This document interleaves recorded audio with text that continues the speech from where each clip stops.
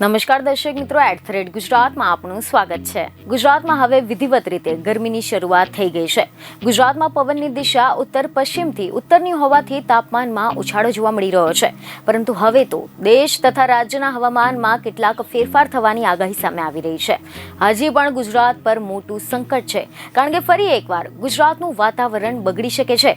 Western disturbance માર્ચમાં ઉત્તર તરફ આગળ વધી રહ્યું છે, જેની અસર ગુજરાત, પંજાબ, રાજસ્થાન સહિતના રાજ્યમાં થવાની સંભાવના છે। તો ચાલો જાણીએ કે ગુજરાતના કયા ભાગોમાં કેવી અસર થશે અને આગામી દિવસોનું હવામાન કેવું રહેશે।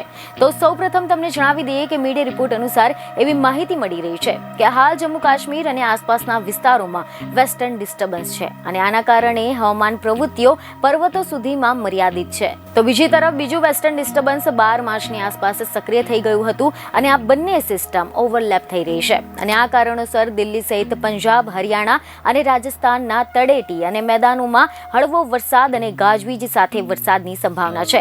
રાજધાનીમાં છૂટાછવાયા વાદળો જોવા મળશે, કેટલાક વિસ્તારોમાં હળવા વરસાદની શક્યતા છે, જ્યારે ગુજરાતમાં તેની અસર નહીવત છે, એટલે કે ગુજરાતમાં હાલ તો વરસાદની કોઈ જ આગાહી નહીં। પરંતુ બીજી તરફ એવી ખબરો મળી રહી છે કે હવામાન નિષ્ણાંત અંબાલાલ પટેલે જણાવ્યું છે કે માર્ચ માસમાં બંગાળના ઉપસાગર અને અરબી સમુદ્રમાં હલચલ જોવા મળશે। એપ્રિલ અને મે મહિનામાં બંગાળના ઉપસાગર અને અરબી સમુદ્રમાં ભારે હલચલ જોવા મળશે।